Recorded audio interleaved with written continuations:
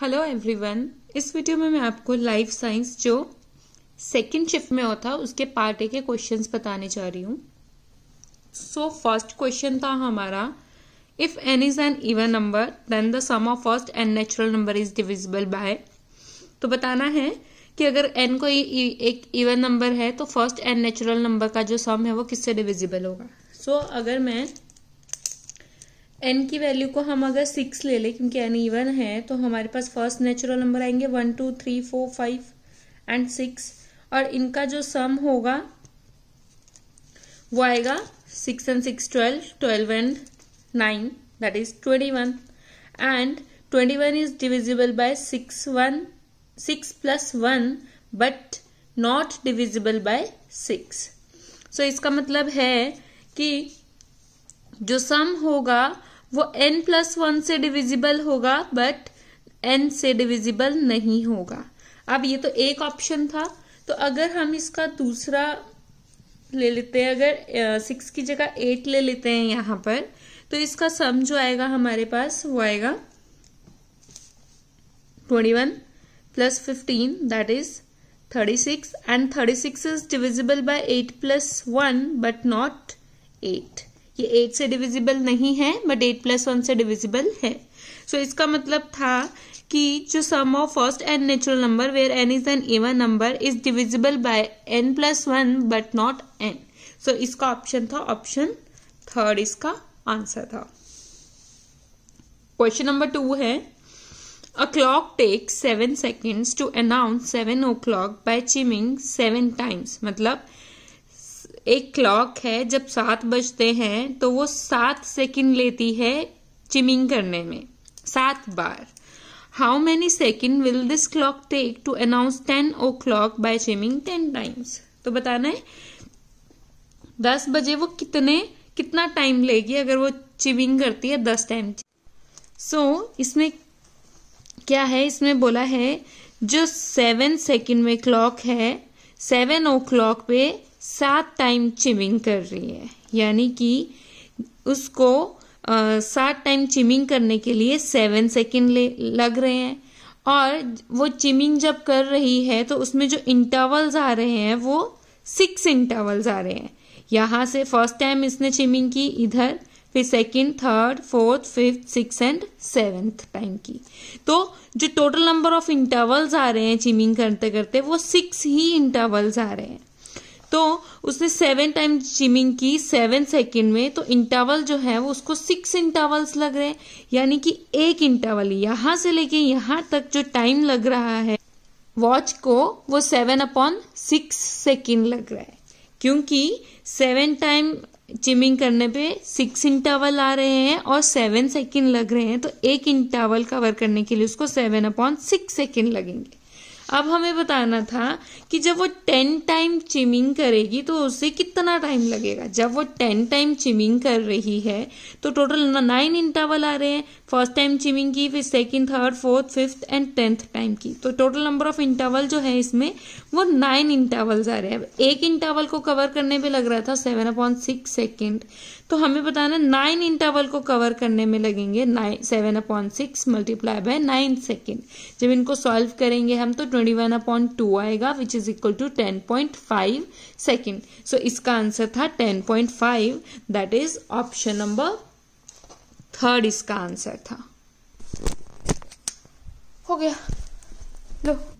So next question है, हमें figure दी गई है, इन the given figure shaded area circle.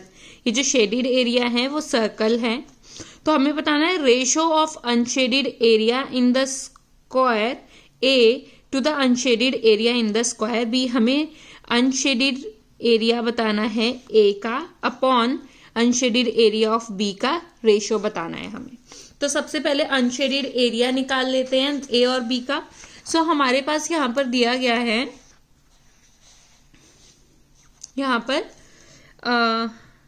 Area of ए, तो एरिया ऑफ ए आएगा 1 स्क्वायर, क्योंकि स्क्वायर है सो 1 आ जाएगा। फिर यहाँ पर एरिया ऑफ सर्कल इन ए, तो अंदर वाले सर्कल का एरिया निकाल लेते हैं, वो होता है पाई आर स्क्वायर। इधर आर की वैल्यू यहाँ पर 1 है, ये टोटल हमारे पास 1 दिया गया है, डायमीटर की वैल्यू 1 है, तो रेडियस की वैल्यू आ जाएगी 1/2 whole square which is equal to π/4। So ये आ गई π/4। अब हम देख लेते हैं जो ये हमारे पास बी सर्कल है, इसमें पहले हम अनशेडेड एरिया का अनशेडेड एरिया निकाल देते हैं। Unshaded area of A is equal to 1 - π/4। So अगर हम पूरे स्क्वायर के एरिया में से सर्कल का एरिया माइनस कर देते हैं तो हमारे पास अनशेडेड एरिया ऑफ ए आ जाएगा। अब सिमिलरली हम बी के लिए निकालते हैं। सो एरिया ऑफ बी जो आएगा वो फिर से वही आएगा, क्योंकि इसमें स्क्वायर जो है area of square B, area of square B जो आएगा वो 1 स्क्वायर आएगा, दैट इज इक्वल टू 1। अब हम इस छोटे वाले एक सर्कल का एरिया निकाल देते हैं, 16 सर्कल्स का अपने आप निकल जाएगा। सो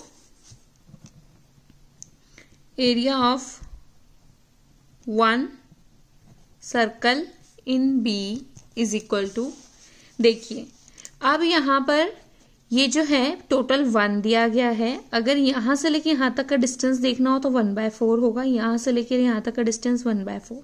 सो इसका मतलब हुआ जो छोटा वाला सर्कल है उसका जो डायामीटर है वो 1/4 है। अगर डायामीटर 1/4 दिया गया है तो हमारे पास जो रेडियस आएगा वो 1/8 आ जाएगा, क्योंकि जो रेडियस होता है वो डायामीटर का हाफ होता है। तो डायामीटर अगर 1/4 है तो रेडियस आ जाएगा 1/8। सो यहां से हम area of 1 circle in B निकाल देंगे, वो आएगा पाई आर स्क्वायर, इधर पाई की value as it is upon 8 whole square which जाएगा विच इज इक्वल टू π/64 आ जाएगा। अब तो 1 सर्कल का आएगा, टोटल सर्कल उसमें 16 थे, तो 16 सर्कल का कितना आ जाएगा, 16 मल्टीप्लाई बाय π/64, तो ये आ जाएगा हमारे पास again π/4। So now unshaded area of B जो आ जाएगा वो क्या आएगा, ये वाला एरिया माइनस 16 सर्कल का एरिया, यानी कि 1 - π/4 आ जाएगा अगेन। अब हमें क्या करना था, इन दोनों का रेशो बताना है।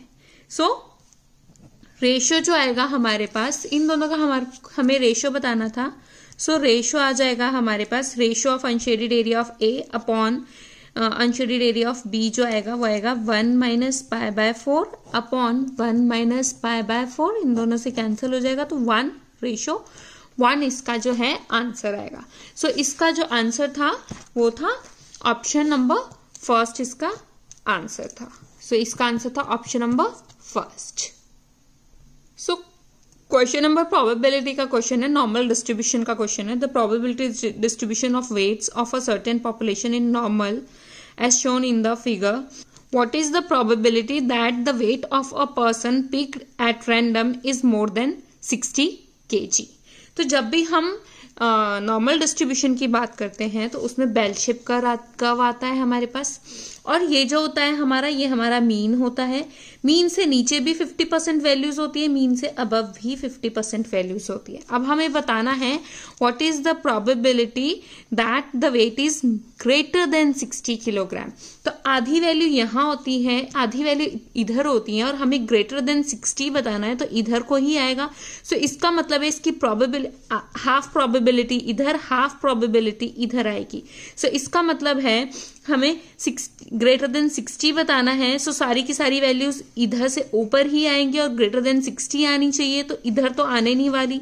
सो यहाँ की जो प्रोबेबिलिटी होती है वो हाफ होती है। सो इसका मतलब है इसकी जो प्रोबेबिलिटी आएगी, probability that weight of a person picked at random is more than 60 kilogram, वो हमारे पास हाफ होगी, क्योंकि नॉर्मल डिस्ट्रीब्यूशन में इस तरह का जो बेल शेप कर्व होता है उसमें ये मीन होता है यहाँ पे म्यू, आधी वैल्यूज यहाँ लाइक करती है, आधी वैल्यूज यहाँ लाइक करती है। सो प्रोबेबिलिटी यहाँ की भी हाफ होगी, यहाँ की भी हाफ होती है टोटल, अगर और टोटल प्रोबेबिलिटी 1 होती है। अब हमें प्रोबेबिलिटी ग्रेटर देन म्यू की पूछी है तो इसकी प्रोबेबिलिटी हाफ आएगी। सो इसका ऑप्शन था ऑप्शन नंबर फर्स्ट, इसका आंसर था। सो क्वेश्चन नंबर 4 का आंसर था हाफ, इसकी प्रोबेबिलिटी आएगी। क्वेश्चन नंबर 5 है, the probability that team A wins a match against team B is 2/3। A और बी के बीच में अगर कोई मैच होता है तो ए के जीतने की प्रोबेबिलिटी 2/3 है और बी के जीतने की प्रोबेबिलिटी जो है वो 1/3 है। If teams A and B play 4 matches, अब ए और बी ने 4 मैच एक साथ खेले, what is the probability that team A will win at least 1 match. क्या प्रोबेबिलिटी होगी कि टीम ए जो है एटलीस्ट एक मैच तो जीतेगी, एक से ज्यादा भी जीत सकती है बट एक तो जीतेगी ही जीतेगी। So assume that the result of match doesn't influence the rest. सो यहां पर जो हम लगाएंगे, यहाँ पे हम लगाएंगे बायनोमियल डिस्ट्रीब्यूशन जो है यहाँ पे लगेगा। हमारे पास प्रोबेबिलिटी ऑफ विन पता है, प्रोबेबिलिटी ऑफ लूज भी पता है और उसकी हेल्प से हम यहाँ पे इस क्वेश्चन को सॉल्व कर लेंगे।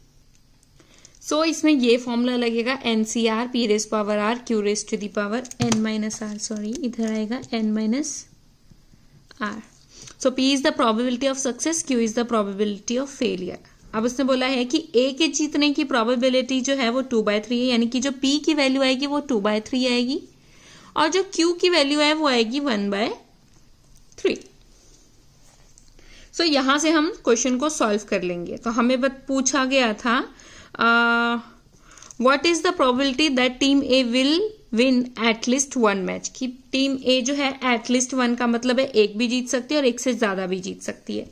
सो या तो आप इसको करने के 2 तरीके हैं, या तो NCR इज द, यहाँ पे at least 1 बोला है तो R की वैल्यू 1 आएगी, N की वैल्यू यहाँ पे 4 है और R की value greater than equal to 1 आएगी, अप टू 4 तक जाएगी क्योंकि मैक्सिमम 4 ही मैच खेल सकते हैं, या तो वो एक मैच जीत सकता है या उसके बाद के बाकी के सारे मैच जीत सकती है टीम।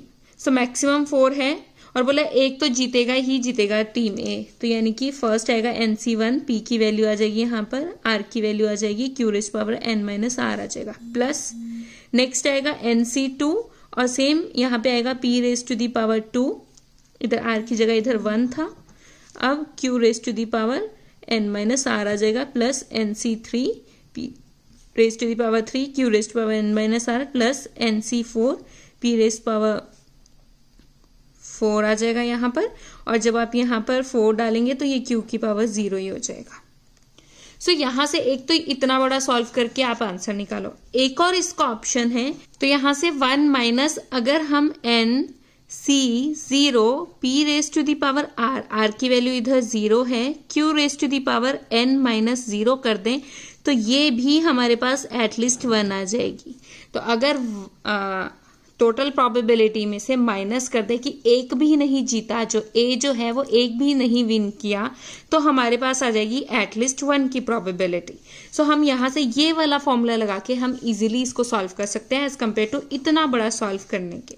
सो यहाँ से आंसर आएगा 1 माइनस N की वैल्यू थी 4, C 0, P की वैल्यू यहाँ पर हमारे पास 2/3 की पावर 0 और Q की वैल्यू थी 1/3 होल पावर N की वैल्यू 4 आ जाएगी। इसको जब हम सॉल्व करेंगे, सॉरी ये 1 माइनस नीचे है, सो आएगा 1 माइनस 4C 0 की वैल्यू 1 होती है, इसकी वैल्यू तो 1 आएगी, 1/3 रेज पावर 4 का मतलब है 1/81 और इसको सॉल्व करेंगे एलसीएम लेके तो 80/81 जो है इसका आंसर आएगा। सो इसमें कुछ नहीं करना था, प्रोबेबिलिटी ऑफ सक्सेस दिया है, प्रोबेबिलिटी ऑफ फेलियर दिया है, टोटल नंबर ऑफ ट्रायल्स दिए हैं हमारे पास 4 और यहाँ पर R की जो वैल्यू है वो ग्रेटर देन इक्वल टू 1 हो सकती है अगर हमें इस तरह से करना है। या फिर दूसरा ऑप्शन क्या है, क्योंकि इसमें बहुत ज्यादा कैलकुलेशन है, दूसरे ऑप्शन में हम क्या कर सकते हैं, टोटल प्रोबेबिलिटी में से माइनस कर दे कि A जो है वो एक भी नहीं विन कर रहा है, तो क्योंकि उसमें बोला था एटलीस्ट 1, एक तो जीतना ही चाहिए, अगर माइनस कर दे एक भी नहीं जीत रहा है तो हमारे पास आंसर जो है वो सेम आ जाएगा। सो इसका जो आंसर था वो 80/81, दैट इज 4th ऑप्शन इसका आंसर है। सो क्वेश्चन नंबर 6 है, हमें एक रेक्टेंगल दिया है ABCD। In the given rectangle ABCD AE is equal to EF is equal to FB, यानी कि ये तीनों इक्वल है। What is the ratio of the area of triangle EFC? EFC का एरिया निकालना है to the area of rectangle ABCD, और ABCD के रेक्टेंगल का एरिया निकालना है और उसको उन दोनों की हमें क्या निकालनी है, रेशियो निकालनी है और उसका आंसर बताना है हमें। सो ये बहुत इजी क्वेश्चन है, इसको देख लेते हैं यहाँ पे सॉल्यूशन। सो ये हमारे पास एक रेक्टेंगल दिया है। अगर रेक्टेंगल की ये लेंथ L है, ये ब्रेड्थ B है, सो इसका जो एरिया आ जाएगा वो आ जाएगा L इंटू B, इसका एरिया आ जाएगा। और ये रेक्टेंगल है ABCD। अब इसमें क्या बोला है कि ये यहां से इसको 3 इक्वल पार्ट्स में डिवाइड कर दिया। जब इसको 3 इक्वल पार्ट्स में डिवाइड किया, ये हमारे पास E आ रही है और ये हमारे पास F आ रहा है, ये हमारी इसकी लेंथ है टोटल। तो यहां से AE जो आ जाएगा वो L/3 में आ जाएगा, क्योंकि 3 इक्वल पार्ट्स में डिवाइड किया है तो L/3 आ जाएगा, विच is also equal to EF which is also equal to FB आ जाएगा। और हमें इस ट्रायंगल का जो है एरिया निकालना है, इस ट्रायंगल का एरिया निकालना है। सो इस ट्रायंगल के एरिया निकालने के लिए हमें इसका हाइट पता होना चाहिए, और हाइट जो होगी वो इसकी ये वाली हाइट होगी, ये इसकी हमारे पास हाइट होगी, क्योंकि ये एक्यूट ट्रायंगल है और एक्यूट ट्रायंगल में जो हाइट होती है वो ये वाली हाइट ही होती है। सो यानी कि जो एरिया आ जाएगा ट्रायंगल EFC का, वो हमें पता है हाफ बेस इंटू हाइट होता है। हाफ बेस की वैल्यू यानी कि EF, ये हमारा बेस अगर हम लेंगे तो ये हमारे पास हाइट आ जाएगी। इसकी वैल्यू जो है वो हमारे पास L/2 दी है, हाइट की वैल्यू हमें पता है B दी हुई है। सो आ जाएगा हमारे पास यहाँ से, सॉरी यहाँ पर 3 था, L/3 दिया है। This is L/3 L/3 L/3 which is equal to LB/3, यानी कि जो ट्राइंगल EFC है उसका जो एरिया आ जाएगा वो आ जाएगा LB/3। सो हमें रेशियो निकालना था area of triangle EFC upon area of ABCD, इसका रेशियो निकालना था, यानी कि दिस अपॉन दिस निकालना है। सो इसकी जो वैल्यू है वो आ रही है LB/3 और इसकी जो वैल्यू है वो LB के नीचे कुछ नहीं है तो अपॉन 1 लिख लेते हैं। तो LB/3 मल्टीप्लाई में 6 LB 2 into 3 is 6, so this will be equal to 6, so 6, my bad। so यहाँ से यहाँ तक कैंसिल हो जाएगा तो 1:6 इसका जो है वो आंसर आएगा। सो इसका ऑप्शन था ऑप्शन नंबर 2, इसका आंसर था 1:6 इसका आंसर था। क्वेश्चन नंबर 7 है, among the children of a family each boy has as many brother as sister. मतलब हर एक फैमिली है, उसमें टोटल नंबर चिल्ड्रंस बताने हैं हमें, बट उसमें हमें कंडीशंस दी गई हैं कि हर एक जो ब्रदर है उसकी जितने ब्रदर होंगे उतनी ही उसकी सिस्टर होगी। तो सपोज अगर कोई एक लड़का है, उसके एक्स ब्रदर हैं, तो उसकी एक्स जो होगी ब्रदर है तो एक्स ही उसकी जो होंगी सिस्टर्स भी होंगी। मतलब अगर एक भाई है, अगर ये है इसका एक भाई है तो इसकी एक सिस्टर होगी। अगर इसके 2 भाई हैं तो इसके तो टोटल 5 हो जाएंगे। ये भी तो इनका भाई ही है।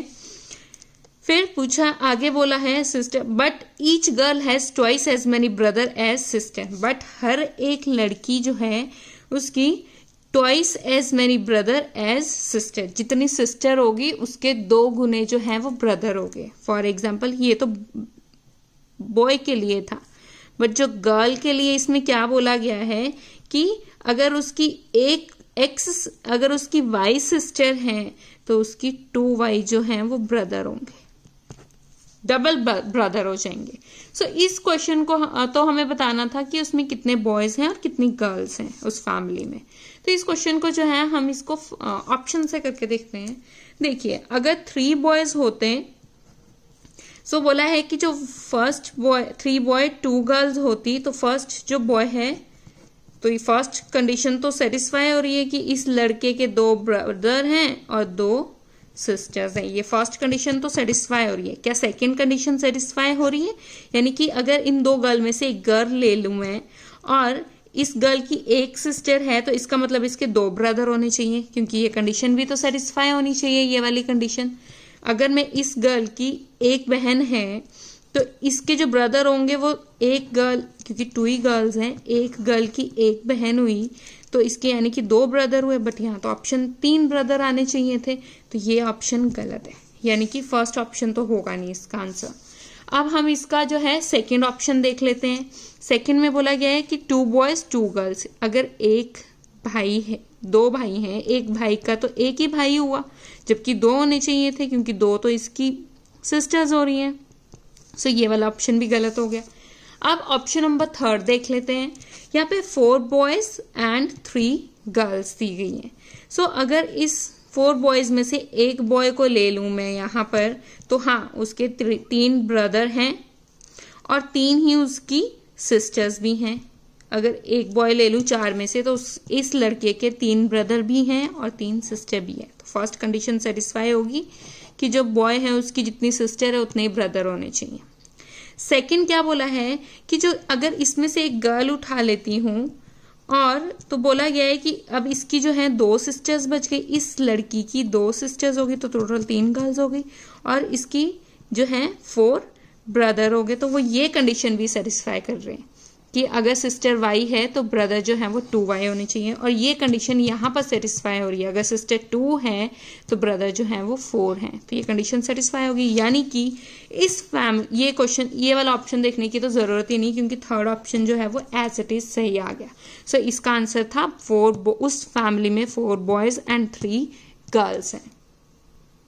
क्वेश्चन नंबर 8 इज, ये बहुत बड़ा क्वेश्चन है। There are several boulder of 3 type. 3 type के बोल्डर्स है A, B and C। Each boulder A, B and C weights, A का वेट है 600, B का वेट है 300 एंड C का वेट है 800 kilogram. Each boulder of A is 8 time as value as that of C। कि अगर C की value x है तो A की वैल्यू 8x होगी। इसका मतलब ये हुआ कि 8 गुना होंगे C से, और B जो है वो 3 गुना होगा C से वैल्यू में। Which of the following combination that can be carried using a truck of 400 kilogram 4000 kilogram capacity would be the most valuable? तो हमें बताना है कि एक ट्रक जो है जिसकी कैपेसिटी 4000 किलोग्राम है, बताना है कि कौन से वाले ऑप्शन में से मोस्ट वैल्यूएबल होगा।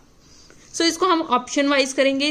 सबसे पहले कंडीशंस देख लेते हैं। इसमें A की जो वैल्यू है वो 600 किलोग्राम है वेट, B का वेट जो है वो 300 किलोग्राम दिया गया है एंड C का वेट जो है वो 80 किलोग्राम दिया गया है।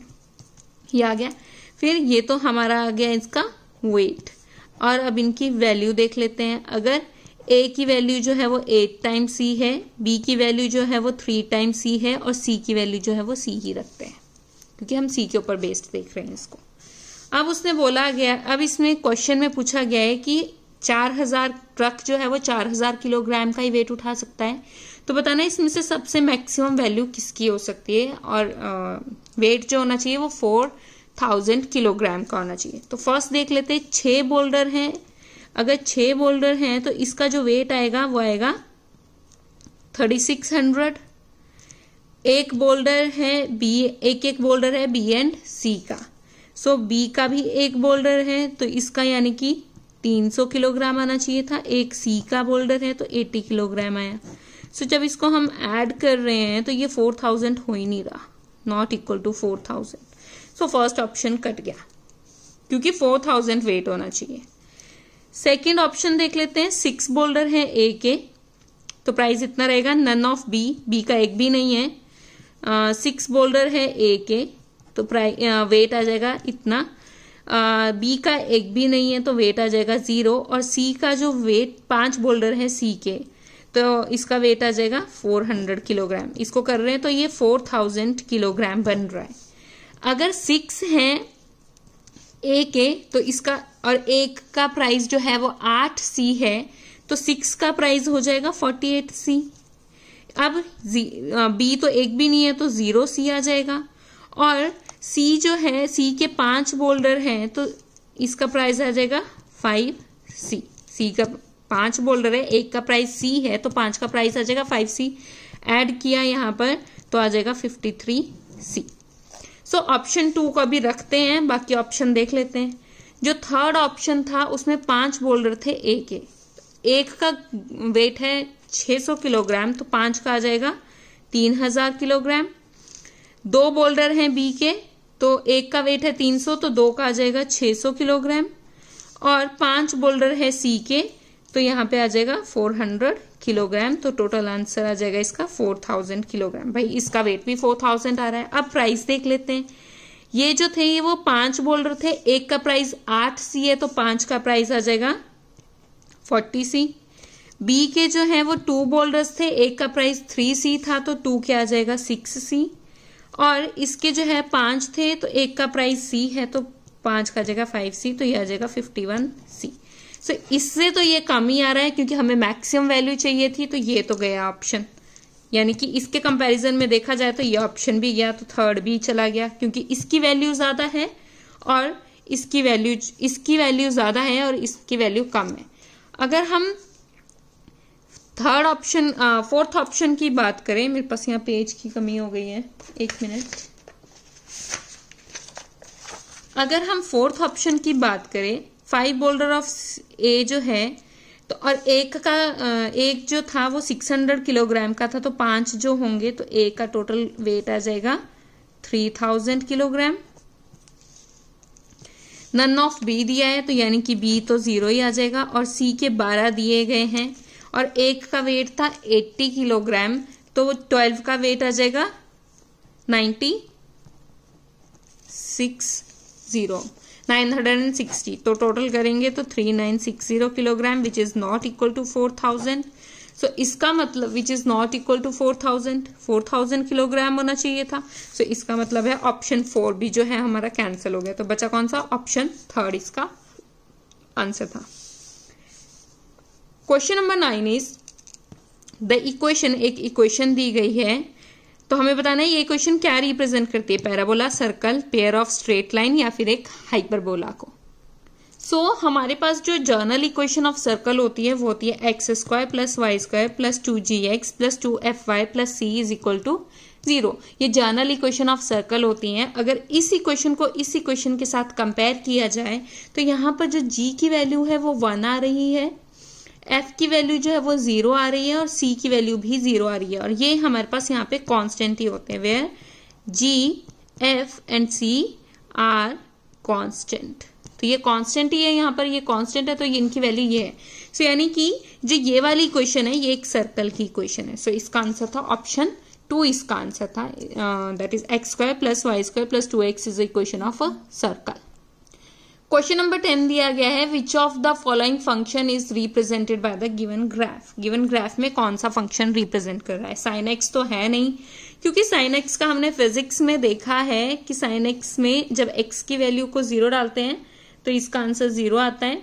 जब एक्स की वैल्यू जो है वो 90 डिग्री होती है तो इसकी वैल्यू जो होती है वो 1 होती है, यानी कि π/2 पे ये 1 आ जाएगा मैक्सिमम, और इसकी रेंज जो होती है वो -1 से लेके 1 तक ही लाई करती है। सो इसका जो आंसर होगा वो कुछ इस तरह से होता है, बट यहाँ पर देखा जाए तो 1/2 रिप्रेजेंट कर रहा है।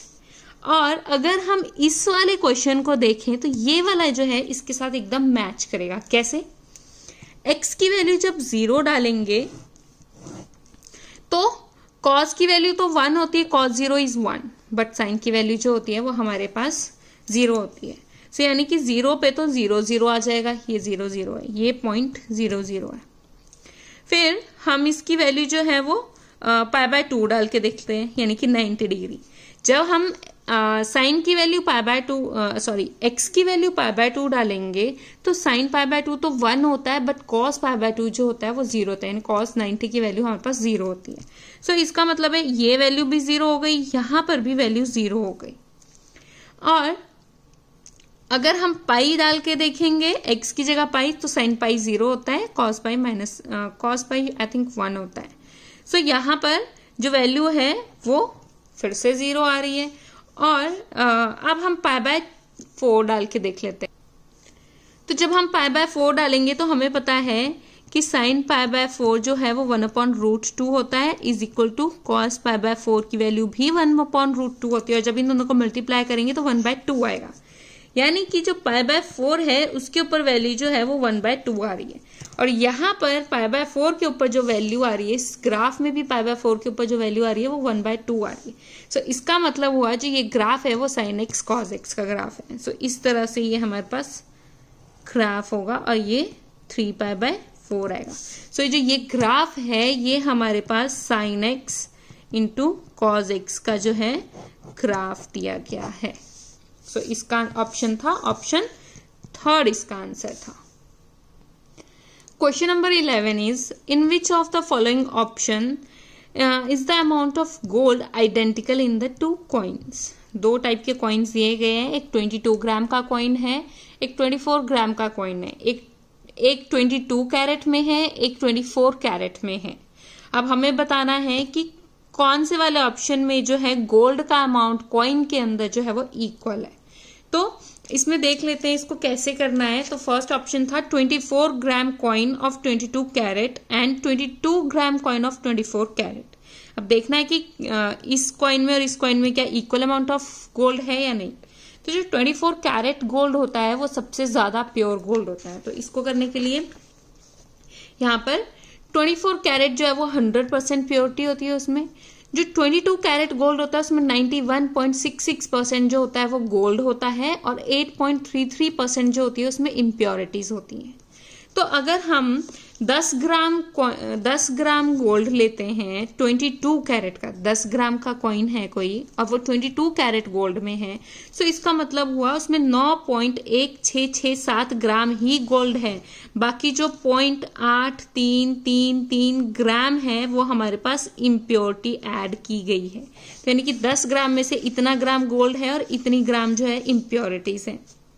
और हमारे पास जो क्वेश्चन फर्स्ट था उसमें बोला था 24 ग्राम कॉइन ऑफ 22 कैरेट। तो 10 ग्राम में इतनी है तो 1 ग्राम में निकाल लेते हैं। तो 10 ग्राम में अगर इतना आ रहा है तो 1 ग्राम में आएगा 91667 ग्राम जो है वो गोल्ड होगा, बची हुई जो होंगी वो इम्प्योरिटीज होगी। अब हमें 24 ग्राम में बताना है। 24 ग्राम का मतलब है 24 मल्टीप्लाई बाय 91667, और तो इसका आंसर आएगा यहां पर हमारे पास 22, अप्रोक्सीमेटली 22.00 समथिंग, और आगे कुछ वैल्यू आएगी, इतना ग्राम आएगा। तो इसका फर्स्ट ही ऑप्शन आ गया।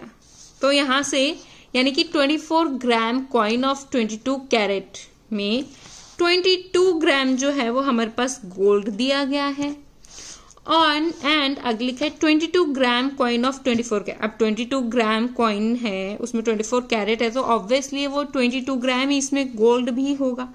सो ये इसका जो है वो फर्स्ट ऑप्शन ही आ गया, अदर करने की जरूरत ही नहीं है। So question number 12 is of the employ of a company 60 are male and rest are female. The overall average salary is 9,000. The average for female employee is 12,000 and that of male employee 7,000. हमें बताना है difference between the number of male and female employ. तो एक company है उसमें employees के बारे में बताया गया है जिसमें से 60 जो है वो मेल एम्प्लॉय है और फीमेल एम्प्लॉय के बारे में नहीं बताया है। सभी एम्प्लॉयज टोटल एम्प्लॉय की सैलरी मेल और फीमेल को इंक्लूड करके 9,000 है।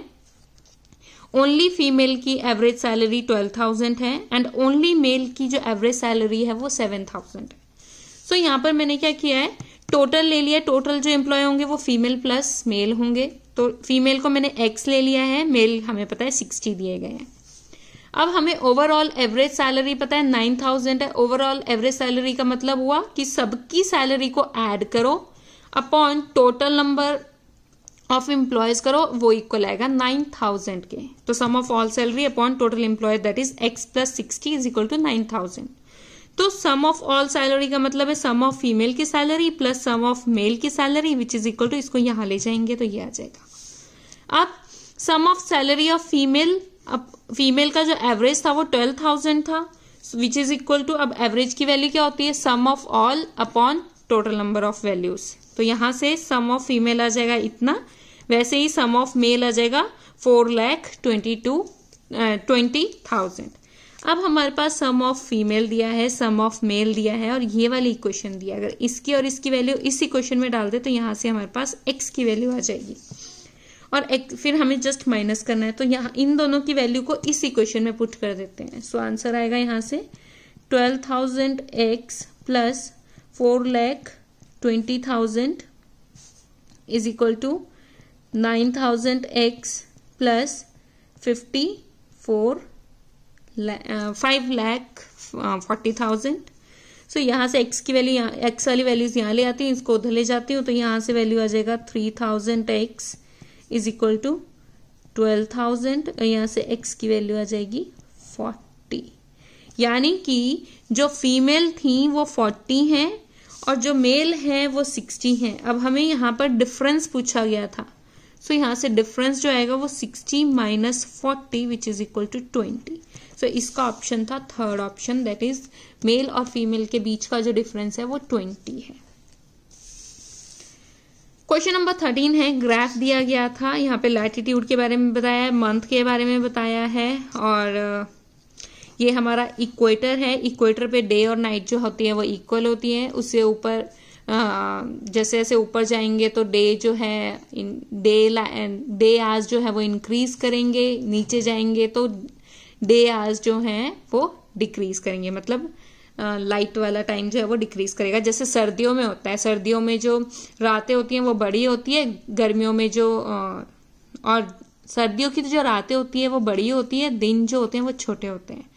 बट गर्मियों में जब हम जाते हैं तो डेज जो होते हैं वो इंक्रीज करते हैं, यानी कि दिन जो होते हैं वो बड़े होते हैं और रातें जो होती हैं वो छोटी होती हैं। तो हमें यहाँ पे क्वेश्चन दिया है, the graph shows daylight hours variation with month at 2 latitude L1 and L2, which one is true. हमें बताना कौन सा ट्रू है। L1 is 40 degree north and M1 is June, मतलब मंथ जो है वो जून का है जब L1 40 डिग्री नॉर्थ जा रहा है। जब L1 40 डिग्री साउथ जा रहा है तो M1 मंथ जो है वो जून का है। वैसे ही जब L2 40 डिग्री साउथ जा रहा है तो जून जो है वो मंथ जो है वो जून का है। जब L2 जो है 40 डिग्री नॉर्थ जा रहा है तो M2 जो है वो दिसंबर वाला मंथ है। सो ये बहुत ईजी था। अगर हम यहाँ L1 को देखें तो वो देखते ही पता लग रहा है कि वो इस तरफ को जा रहा है, नॉर्थ की तरफ को जा रहा है और 40 डिग्री नॉर्थ की तरफ को जा रहा है यहाँ पर। और अगर हम इधर M1 की बात करें, जो L1 के अकॉर्डिंग जो M1 है वो डे लाइट आवर्स, यानी कि मोर डे लाइट आवर है।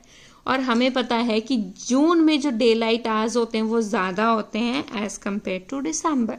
सो इसका मतलब वो जो M1 है, अगर L1 जो है वो 40 डिग्री नॉर्थ जा रहा है तो M1 जो होगा पक्का जून का होगा, क्योंकि वो ऊपर की तरफ को दिखा रहा है यहाँ पे L1 की। और जब L2, ये L2 है बट ये नीचे की तरफ को जा रहा है, यानी कि ये साउथ की तरफ को जा रहा है। और यहाँ पे जो मंथ आएगा, जब ये साउथ की तरफ को, तो मंथ जो होगा वो दिसंबर वाला मंथ आएगा, ना कि जून वाला मंथ आएगा जब नीचे को जाएगा। सो इसका मतलब आ गया फर्स्ट ही ऑप्शन ट्रू हो गया कि L1 जब 40 डिग्री नॉर्थ जा रहा है तो M1 जो है वो जून होगा। सो इसका आंसर था ऑप्शन फर्स्ट, डायरेक्ट यहां से पता लग गया। सो इसका ऑप्शन था first. Okay, next question number 14 is an equilateral, कोई इक्विलेटरल ट्रायंगल है। ये इक्विलेटरल ट्रायंगल है जो एक स्क्वायर बेस के ऊपर बनी गई है और स्क्वायर की जो एक साइड है वो 1 दी गई है। अब ये वाली जो साइड है ये इक्विलेटरल ट्रायंगल की भी साइड है, तो यानी कि ये भी 1 होगा, ये भी 1 होगा। अब हमें क्या बताना है, हमें बताना है कि इस सर्कल का जो है वो रेडियस कितना होगा। यहाँ पे पूछा गया है what is the radius of circle passing through point CPD। CPD से जो सर्कल पास हो रहा है उसी का रेडियस बताना है। सो हमें पता है कि एरिया ऑफ इक्विलेटरल ट्रायंगल जो होता है, एरिया ऑफ इक्विलेटरल ट्रायंगल जो होता है वो होता है √3/4 इंटू साइड स्क्वायर।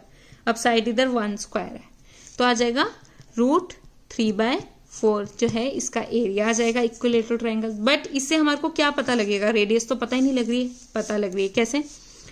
अब हमें पता है कि जो ट्रायंगल का एरिया होता है, एरिया ऑफ ट्रायंगल जो होता है वो 1/2 बेस इंटू हाइट भी होता है। और अगर मैं इस ट्रायंगल की बात करूं तो इस ट्रायंगल का एरिया भी 1/2 बेस इंटू हाइट हो सकता है, नो डाउट हमें पता होता है। तो ये वैल्यू जो आएगी वो √3/4 के इक्वल आएगी। इधर बेस की वैल्यू जो है वो 1 दी गई है, तो यानी कि इधर यहाँ से बेस 1 आ जाएगा। So 1/2 1 into height is equal to √3/4 आ जाएगा। ये कैंसिल होके यहाँ से, तो यहाँ से हाइट की वैल्यू √3/2 आ जाएगी, यानी कि ये जो ये वैल्यू है ये √3/2 आ जाएगी। सो इतना पता लग गया। अब ये जो है अगर ये स्क्वायर है तो ये 1 है, तो ये भी तो 1 ही होगा यहाँ पर।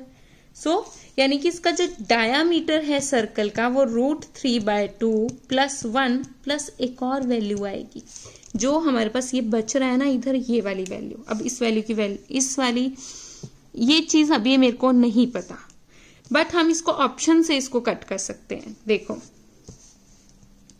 √3/2 तो इसका आंसर नहीं होने वाला है, क्योंकि जो रेडियस है वो यहां जैसे कहीं बीच में आएगा और ये थोड़ा ऊपर शो हो रहा है। तो √3/2 से तो है ज्यादा ही वैल्यू आएगी, तो √3/2 तो कैंसिल हो गया। ये इतना ज्यादा नहीं है कि ये 1 से भी ज्यादा है, ये बहुत छोटा सा है कि मैं इसको और इसको प्लस करूंगी तो ये 2 से ज्यादा आगे नहीं जाएगा। 2 तक जा सकता है पर 2 से आगे नहीं जा सकता। और जब मैं उसको डिवाइड करूंगी 2 से, क्योंकि पूरा डायमीटर शो कर रहा है, और जब दिस प्लस दिस और ये छोटी सी वैल्यू को जब 2 से डिवाइड करूंगी तो 3 से तो ये पक्का छोटी आएगी, तो ये ऑप्शन भी गया। ऑप्शन 2 जो दिया गया है हमारे पास, ऑप्शन 2 में बोल रहा है 2, यानी कि रेडियस जो है वो इसकी 2 होगी। 2 रेडियस होने के लिए डायमीटर को 4 होना इंपॉर्टेंट है। ये डायमीटर 2 से ज्यादा एक्सीड तो करने नहीं वाला, तो 2 ऑप्शन भी गया। जैसे थर्ड गया था, क्योंकि अगर रेडियस 3 होती तो डायमीटर 6 हो जाना था, तो डायमीटर 6 होने के लिए इसका मतलब है कि ये बहुत बड़ा होगा, तो विच इज नॉट पॉसिबल। सो इसका मतलब ये भी गया, ये भी गया, तो बचा कौन सा ऑप्शन? First option. सो इसका आंसर था फर्स्ट ऑप्शन। क्वेश्चन नंबर 15 दिया गया है, टेम्परेचर दिया था, प्रेसिपिटेशन दिया था, और ट्री का जो है वो डेंसिटी दी गई थी कि जब टेम्परेचर ज्यादा होगा, प्रेसिपिटेशन कम होगा, तो ट्री जो होंगे वो ज्यादा घने होंगे। तो यही यहाँ पे बोला गया है। The bubble plot shows an effect of temperature and precipitation on annual growth of trees of a certain species. The area of bubble is proportional to the tree growth. जितना बड़ा एरिया है वो प्रोपोर्शनल, मतलब ज्यादा area का मतलब है कि ट्री की ग्रोथ जो है वो ज्यादा हुई है। सो हमें बताना है कौन सा ऑप्शन ट्रू है। देखो फर्स्ट ऑप्शन है directly proportional to both precipitation and temperature, की जो ट्री की ग्रोथ है वो दोनों के प्रोपोर्शन है। नहीं, ऐसा नहीं है। देखो जब प्रेसिपिटेशन जो है वो यहाँ को इंक्रीज कर रही है, टेम्परेचर यहाँ को इंक्रीज कर रहा है। जब टेम्परेचर मैक्सिमम था तो प्रेसिपिटेशन मिनिमम है। यहीं पर हमें ये बड़े बड़े गोले से दिख रहे हैं इस तरफ को, तो इसका मतलब है कि जब टेम्परेचर इंक्रीज करेगा तो प्रेसिपिटेशन जो है वो डिक्रीज करेगी। तब जो है ट्री की ग्रोथ जो होगी वो मैक्सिमम होगी, यानी कि ग्रोथ जो है वो इंक्रीज करेगी। सो इसमें जो है आंसर आना था जब इनवर्सली प्रोपोर्शन टू प्रेसिपिटेशन, यानी कि प्रेसिपिटेशन डिक्रीज करेगा but directly proportion to temperature. So इसका आंसर था ऑप्शन थर्ड, इसका आंसर था। Question number 16, a student obtain, कोई स्टूडेंट था जिसने 59, 60, 69 एंड 81% मार्क्स लिए 4 सब्जेक्ट में, 4 कोर्सेज में, जिनका वेट था प्रोपोर्शन में दिया है 4:3:2:2 है, respectively. The table gives the mark in grade. Table जो है मार्क्स परसेंटेज में भी मार्क्स दिए और ग्रेड में भी मार्क्स दिए। तो हमें बताना है कि इस स्टूडेंट का ग्रेड में कितना एवरेज पॉइंट आया। कुछ नहीं करना था इसमें। 59% के लिए देखो 50 से 59% जब मार्क्स आ रहे हैं तो हमारे पास 5 उसको पॉइंट मिल रहे हैं। फिर नेक्स्ट जब 60 उसके मार्क्स थे तो उसको 6 ग्रेड मिल रहा था जब 60 मार्क्स थे। फिर उसने बोला उसके 69% ये परसेंटेज में, जब उसके 69% थे तो भी उसको 6 ग्रेड पॉइंट मिलेंगे। और जब उसके 81% थे, जिस सब्जेक्ट में उसके 81% थे, तो उसको मिलेगा 8 ग्रेड पॉइंट। तो बताना था इसका एवरेज ग्रेड पॉइंट बताने थे। तो फिर इसमें साथ में लिखा है इसकी वेटेज जो है वो वेटेज भी दी गई है 4:3:2:2, मतलब 81 की जो वेटेज है वो 2 है, इस तरह से है। 59 की वेटेज 4 में है, फिर 60 की वेटेज 3 में है, 69 की 2 में है एंड 81 की 2 रेशो में है। तो इसका मतलब हुआ इसकी अब रेशो में कुछ दिया गया है तो रेशो में है तो हम इसके साथ क्या करते हैं ए से मल्टीप्लाई करवा देते हैं, क्योंकि एस जो है वो आपस में कट जाएगा। जरूरी थोड़ी ना 4:3:2:2 ही हो सकता है कुछ ऐसी वैल्यू मल्टीप्लाई हो जो सब में कॉमन आ रही हो। सो इसको अब हम मल्टीप्लाई करेंगे 5:4a से, इसको 6:3a से, क्योंकि 59 का वेटेज 4 है, 60 का वेटेज 3 है, और 69 6:2a से एंड इसको 8:2a से। और टोटल जो है वो ये इन सब का जो एवरेज निकलेगा वो इनका सम करेंगे अपॉन टोटल वेटेज, जो ये इन सब का है इनका भी सम करेंगे।